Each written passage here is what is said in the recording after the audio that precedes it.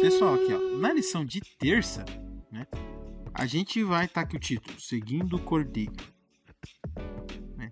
A lição aqui, ela vai trazer um pouquinho mais, né, da questão ali das profecias, né, correto? Ela vai das profecias, da profecia escrita ali em Apocalipse 13, que a gente leu lá no começo, no texto base. E aqui eu queria, né, me desviar um pouquinho do que a lição está trazendo. A gente trazer aqui um estudo da profecia, né? O que significa? Porque assim, a gente falou lá dos animais, aquelas bestas lá no começo, e a gente não se aprofundou muito naquilo, né? Então, aqui agora eu queria dispor aqui de um tempinho pra gente fazer um breve estudo, né? Claro que não dá para ser completo sobre aquele tema, tá? Então, assim, só antes disso aqui, eu não vou lembrar agora se é no 10 ou se é no primeiro capítulo de Apocalipse, que vai descrever Jesus como um ser vestido de sol, reluzente, né? Fala que as pernas dele são de bronze, e ele está com uma perna no mar e uma perna na terra, mostrando ali a imponência dele, né? Comandando toda a criação. E assim, para quem não sabe, mares são lugares muito povoados. Quando fala mares na Bíblia, nas profecias, e terra são lugares pouco povoados. Então, tipo assim, ali Jesus ele está realmente, não importa se tem muita gente, se tem pouco, ele realmente é o comandante, ele é acima disso tudo. Aí, aqui em Apocalipse 13, vai trazer duas criaturas que elas claramente vão fazer frente a Jesus. Porque assim, vão tentar fazer frente a ele, né? Porque uma surge do mar e a outra vai surgir da terra. Então assim, vamos começar com a primeira. E vi emergir do mar uma besta que tinha 10 chifres e 7 cabeças, e sobre os chifres 10 diademas, e sobre as cabeças nomes de blasfêmias. A besta que vi era semelhante a um leopardo com pés de urso e boca como de leão. E o dragão deu poder, e o dragão deu à besta o seu poder, e o seu trono e grande autoridade. Pessoal, vamos lá. Quem lembra, no primeiro episódio, a gente fala dos 4 animais lá de Daniel, que eram, vamos lá, ó, um leão com asas, um leopardo com 4 asas, eu não tô citando aqui na ordem, tá? Um urso que tinha um urso manco com 3 costelas na boca e um dragão. A besta é terrível, né? É um animal terrível e espantoso. E olha quem que tá aqui de novo. O leão, a besta, o leopardo, o urso. Todos eles culminando em um único ser. Aqui, né? Com 7 cabeças, 10 chifres. Sobre esses chifres aí, sobre essas cabeças coroas. E lhe foi dado 40 e... Deixa eu ver aqui pra não falar besteira. E foi lhe dado 42 meses, tá? Para esse ser, essa criatura, dispensar todo sua influência, né? O seu domínio. E vamos lá, pessoal. Quem que fazer as continhas, né? Vamos fazer as continhas, vamos lá. 42 meses. Pra você fazer essa conta, você tem que pensar que isso aqui foi passado pra João. Se você fizer a conta 42 vezes 30, dá 1260. Isso, é porque assim, o calendário judaico, os meses tinham exatamente 30 dias. Ah, mas como é que eles corrigiam a questão ali do sol e tudo mais, né, em volta da Terra? Então, de tempos em tempos, de anos em anos, eles tinham ali um ano que praticamente era como se fosse o nosso ano bissexto, mas eles tinham muitos dias a mais, né, para poder fazer essa compensação. Mas eles já tinham essa concepção, essa ideia de ano bissexto, né? Algo que seria o nosso ano bissexto. No caso, a gente só coloca um dia a mais porque a gente já tem meses ali com dias a mais, né? Mês com 30, mês com 31, tal, que já vai compensando esses dias extras. E cada 4 anos a gente coloca um dia a mais para dar aquela corrigida. A mesma coisa era lá no tempo dos judeus, mas lá eles tinham vários dias, né? Então, assim, se você pegar 42 meses vezes 30, vai dar os 1260. E vamos lá. A besta, ela tem características muito precisas, né? Ela tem a boca de leão, ela tem os pés de urso, e ela era semelhante a um leopardo. Então, assim, ela é uma cultura que vem carregando muito dos reinos anteriores. E que cultura, que poder é esse dessa besta aqui? O que a gente entende? Aí volta lá no começo, a minha retratação, né? Que é a questão toda. A gente entende como sendo o poder papal. Tá? Porque assim, vamos lá. Tivemos durante a era judaica, né? O povo de Deus, eles foram primeiro perseguidos e aprisionados, né? Cativos. Egípcios, sírios, babilônicos, medo-persas, gregos e romanos. 6. Quem que veio logo depois dos romanos? O poder papal, que foi o grande dominador ali da Europa, né? Depois do ano 200, 300 ali, que foi quando começou o declínio de Roma. Então assim, você pode ver que o 7º fecha certinho no poder papal. Outra coisa que faz a gente entender como sendo o poder papal. Primeira coisa, era um poder muito orgulhoso, muito altivo, né? Tipo assim, o Papa, ele se considera o próprio Deus, o próprio Jesus, o representante, Vicaris Filii Dei, o próprio representante de Deus na Terra. Na Idade Média, reis não poderiam ser coroados sem a bênção e a presença do Papa.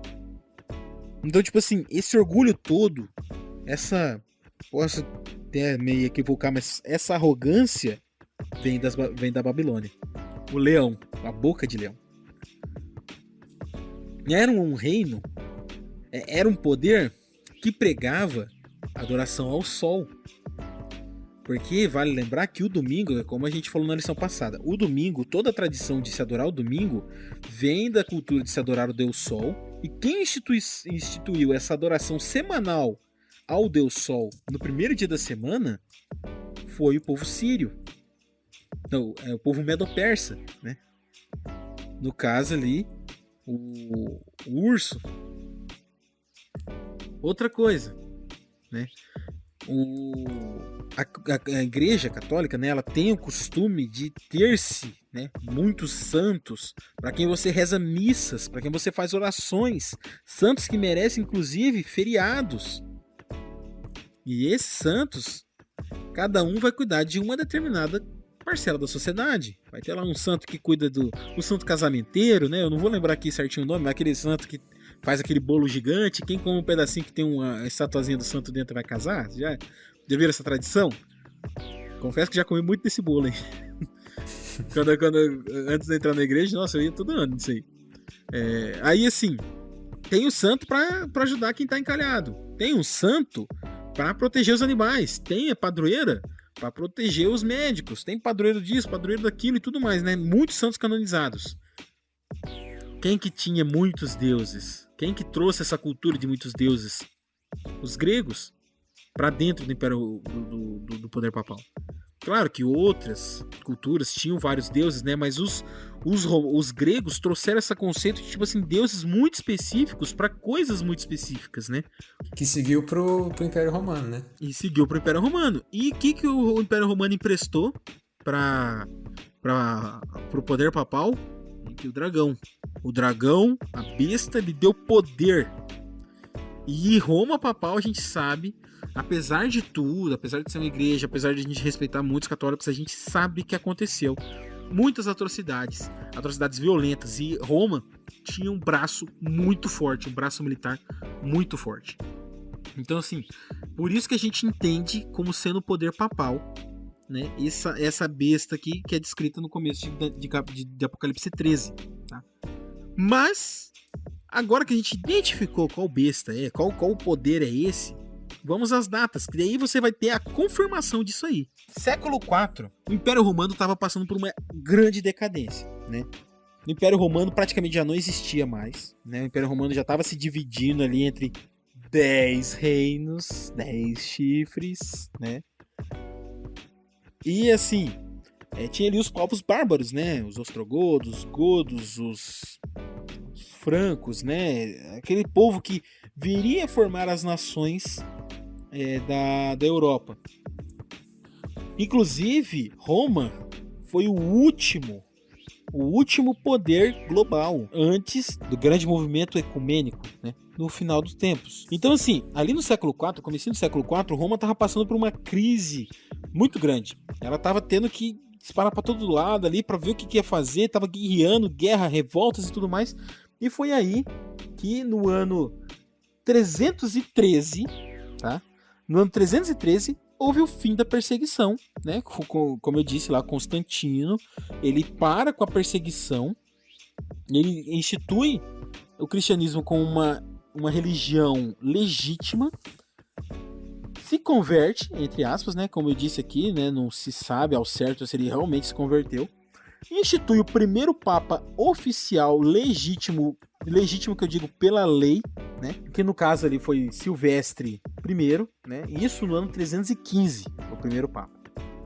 Aí a gente vai dar um salto de quase 200 anos, pouco mais de 200 anos.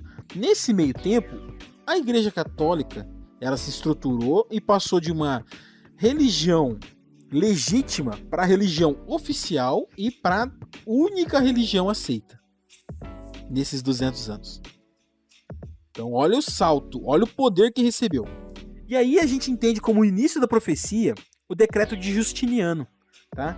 No ano de 533. Então, tipo assim, no ano de 533, Justiniano ele decreta ali, ele promulga um decreto que vai dar mais autoridade para o poder papal, consolidando, né, ele como sendo um poder temporal, né, um poder político, não só religioso. Inclusive é mais ou menos nessa época que começa a aparecer, né, o que seria o Vaticano. Inclusive, tem uma história engraçada que eu anotei aqui, uma pequena viagemzinha no meio desse estudo aqui, que é o seguinte. Houve na época ali um documento, né, escrito ali, ligado ao Justiniano, que esse documento daria, né, a justificativa da posse do poder papal, né, da posse das terras que seria o Vaticano. Só que no século XVI eles descobriram que essa parada era falsa. Só que já tinha passado tanto tempo, o Papa da Igreja Católica já estava tão consolidada lá nas terras dele que já não tinha mais o que fazer, entendeu? Eu acho interessante que quando a gente para pensar nos impérios mundiais, né? Por exemplo, quando eu lembro do imperialismo inglês, eu fico, cara, foi absurdo, foi gigantesco, colossal. Os caras tinham colônia no mundo inteiro.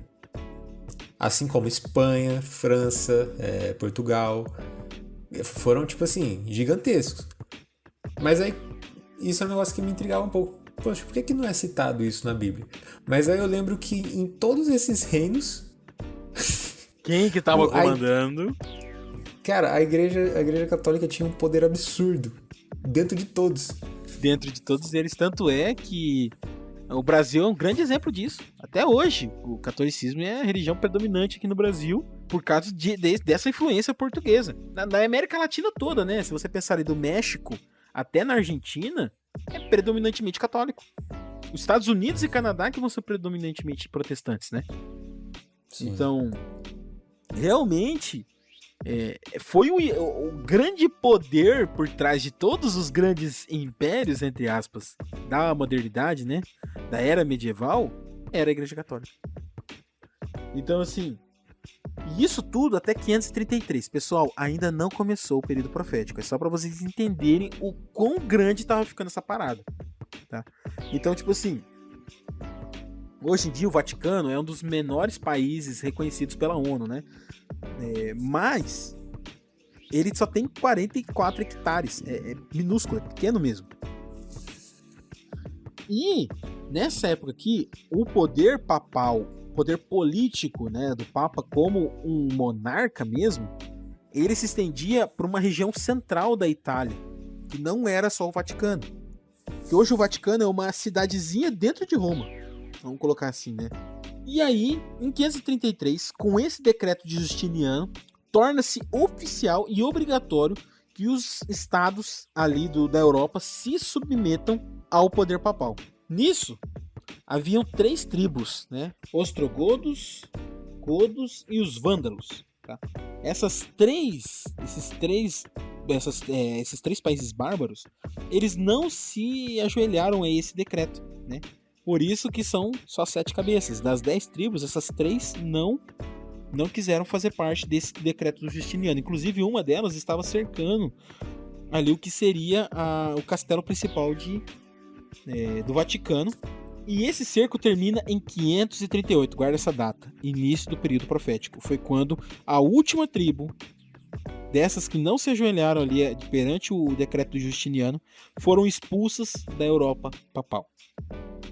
Ali começa. Porque a partir de 538, ali é só loucura, entendeu? A igreja, o poder papal foi subindo de um jeito, de um nível, que ela começou a acumular poder, começou a acumular riquezas, começou a ser dona da verdade, começou a Inquisição que a gente sabe aí pela história que perseguia pessoas que pensassem o mínimo que fosse fora dos preceitos da Igreja Católica, né? Tivemos aí o caso de Giordano Bruno, que começou a falar que existiam outros planetas e que poderia haver vida nesses outros planetas e que Jesus poderia ser o salvador dessas outras vidas. Ele foi condenado à fogueira. Teve também lá o Galileu, que descobriu lá que a Terra, ela não era mais o centro do universo e nem o nosso Sol era o centro do universo, né? Ele e o Copérnico ali, né, trabalharam muito em cima disso, tiveram que se retratar com a igreja, tiveram que esconder seus documentos. Né? Foi ótimo, né? Uhum. O cara, não é o centro não, olha a fogueira ali. Não, retiro o que eu disse.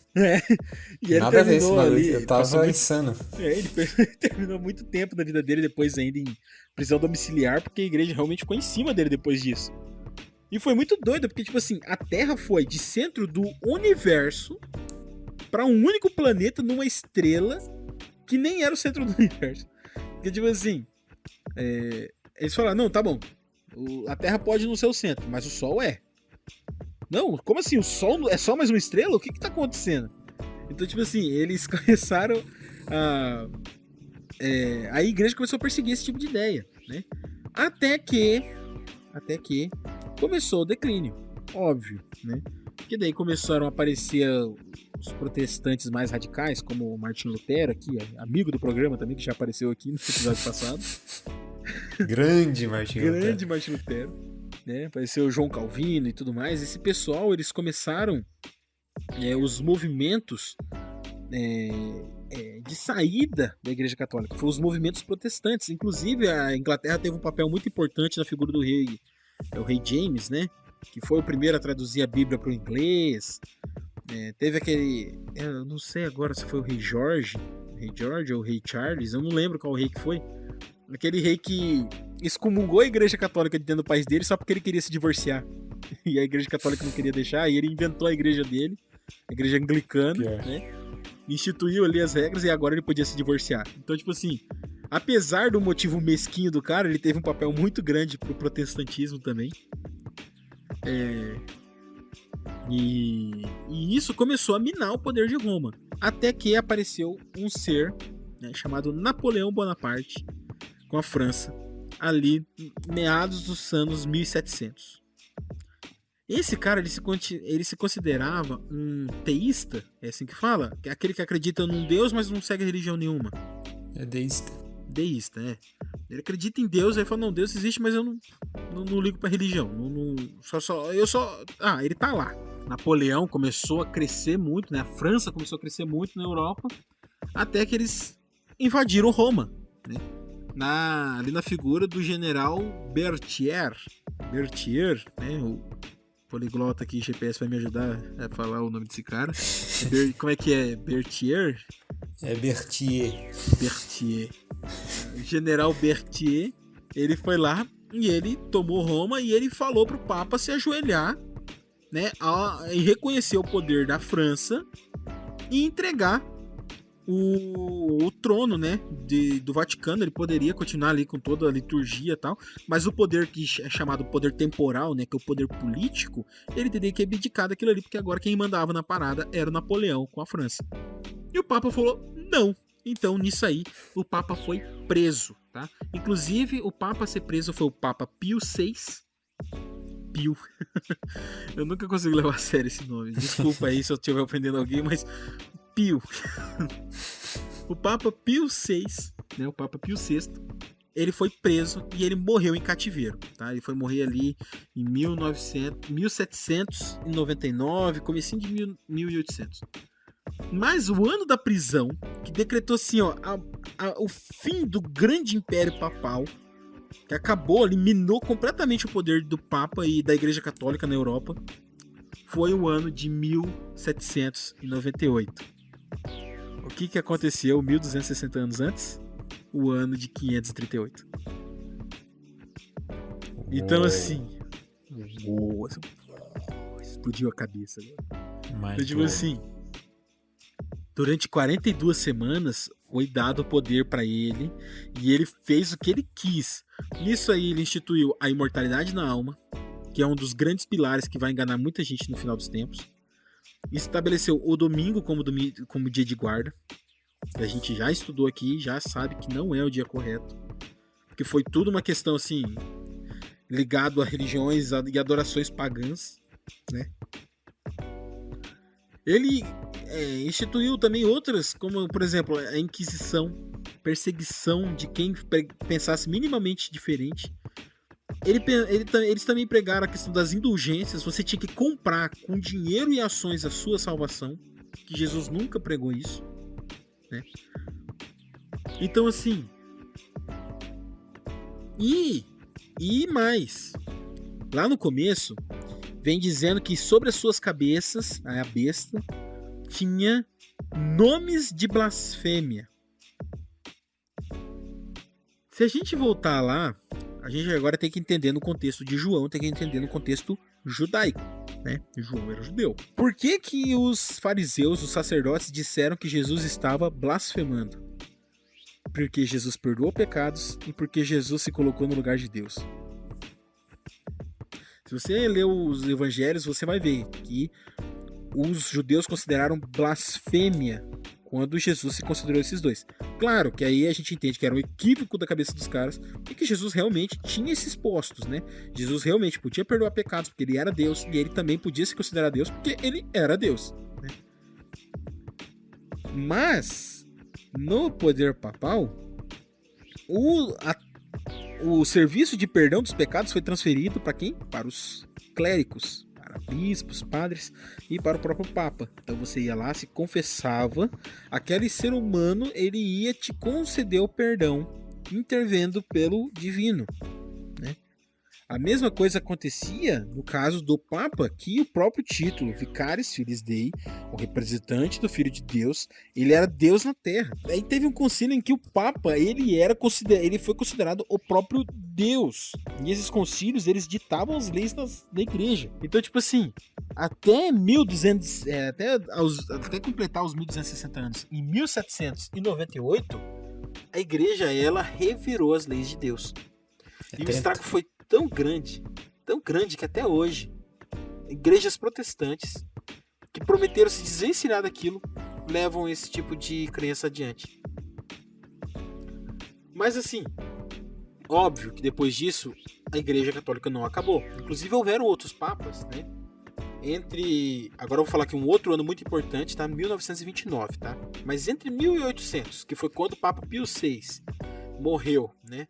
Ele morreu um pouco antes disso, tal, ali, mas em 1800 foi promulgado o novo Papa, que foi o Papa Pio VII, né? Ele pegou esse nome, creio eu, em uma homenagem ao Papa que foi morto em cativeiro e tudo mais, exilado. Mas nesse contexto aqui, a Igreja Católica já não tinha mais poder político. Então, tipo assim, ali em 1800 houve um novo conclave, né, para escolher um novo Papa, mas ali naquele contexto, o Papa escolhido foi o Pio VII, e esse Papa ele foi escolhido em Viena, na Áustria, né, uma região ali que já havia sido reconquistada pelos austríacos e pelos russos, que ainda seguiam a Igreja Católica.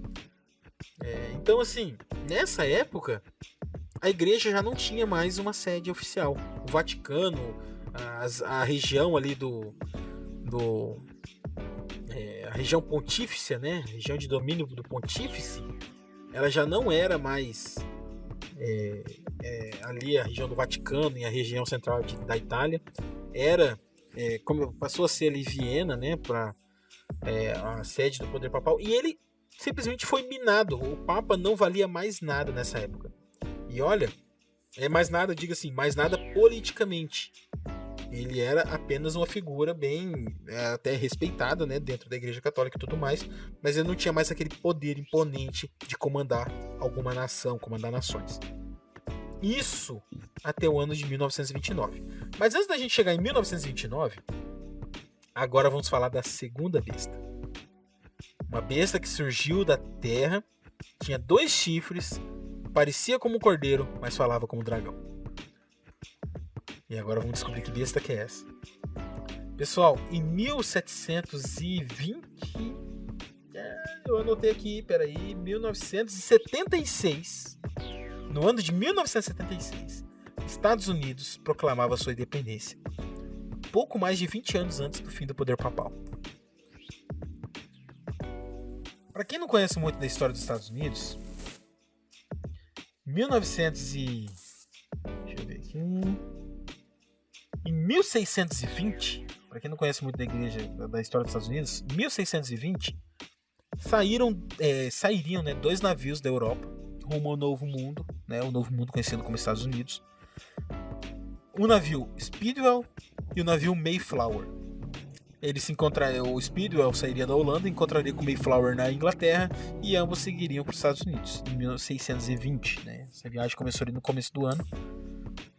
E nesse meio caminho aí, o Speedwell acabou passando por alguns problemas e eles todos se juntaram ali, montuaram tudo no Mayflower e foram para os Estados Unidos. Chegou lá pouco mais de 100 pessoas, né? Um grupo bem pequeno. E foram eles que povoaram aquela nação. Essa nação nova que estava surgindo, ela veio fugindo, eram protestantes, né, que vieram fugindo do domínio papal, que em 1620 ainda era algo a se temer na Europa. Né? Mas esse povo debandando para o Novo Mundo já era um sinal de que estava se desgastando. Mas 1620 ainda era 100 anos antes da prisão do Papa Pio VI. Então, assim, haveria muito tempo ainda de dominância papal. Esse navio chega na Europa, no Novo Mundo, nos Estados Unidos, com um único plano: uma nação sem rei e uma religião sem papa. Eles queriam realmente pregar a liberdade.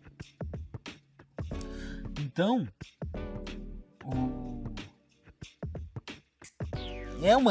foi uma nação que realmente surgiu como um cordeiro.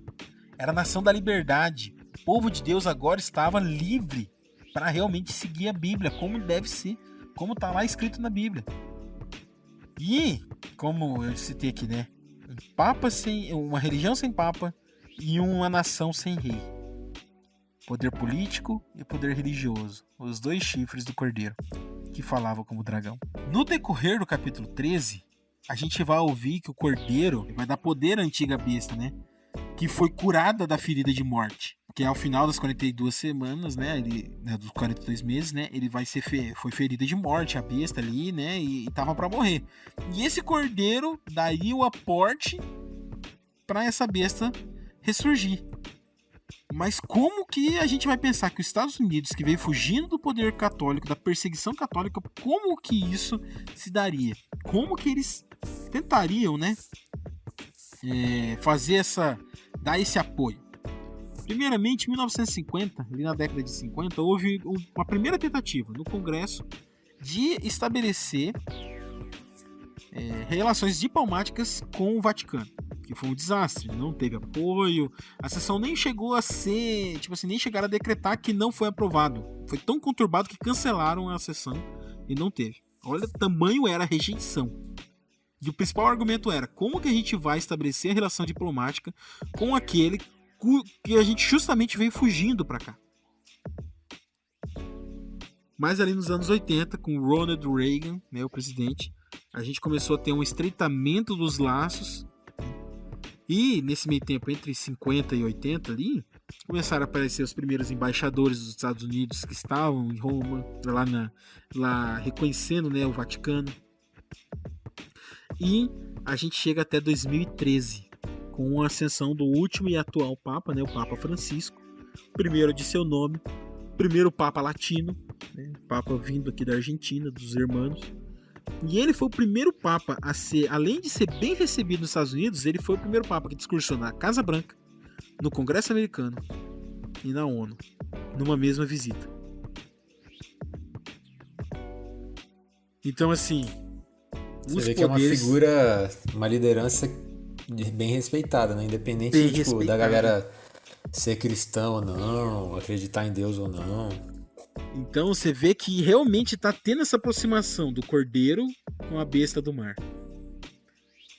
E o cordeiro surgiu da terra porque era uma região pouco povoada. E já a besta surgiu do mar porque a Europa era o velho mundo ali, muita gente morando naquela região. E agora os dois estão cada vez mais próximos um do outro. Inclusive, atualmente, o Biden é um presidente dos Estados Unidos e ele é católico. Então a gente vê que a aproximação desses dois poderes está cada vez mais eminente. Claro. E aí, como vai se dar esse aporte? Quando que vai ser isso? Que ele vai realmente dar o poder à besta, né? E fazer o mundo adorar a besta? Aí vai ser outra conversa, né? Como que vai se dar esse ponto?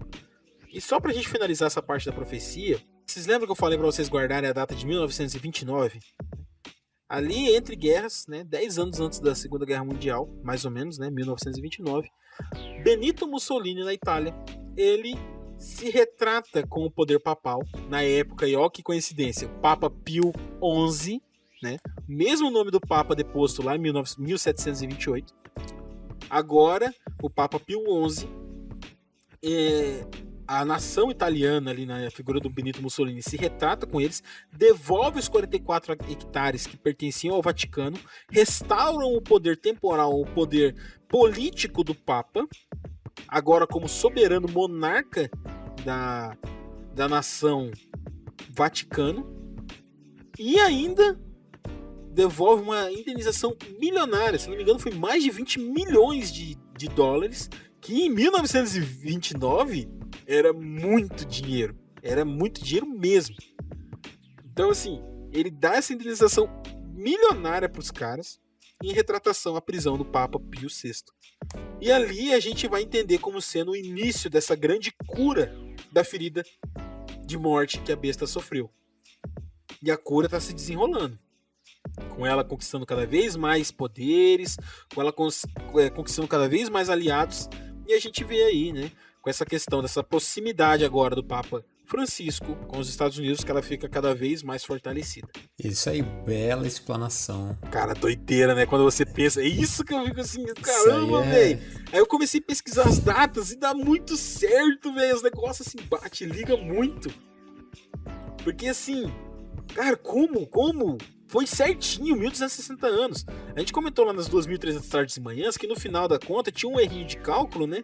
Mas daí, ali, pegando ali a questão do... Ah, não, é o calendário judaico, o próximo dia da expiação e tudo mais, 1844. Bom, agora aqui não. É exato. De 538 a 1798 foram 1260 anos. Onde a igreja teve a plena dominância. E foi ferido de morte. Rapaz, invadiram o Vaticano e prenderam o Papa. Aquilo ali, e a partir dali os papas, eles não tinham mais um lugar oficial, totalmente escanteado na política humana. Praticamente tinha acabado. E do nada, em 1929, os caras retomam o Vaticano, retomam um monte de dinheiro, e dali pra frente é só ladeira pra cima. E só vai subir. Ladeira pra cima é muito bom. Ladeira sim.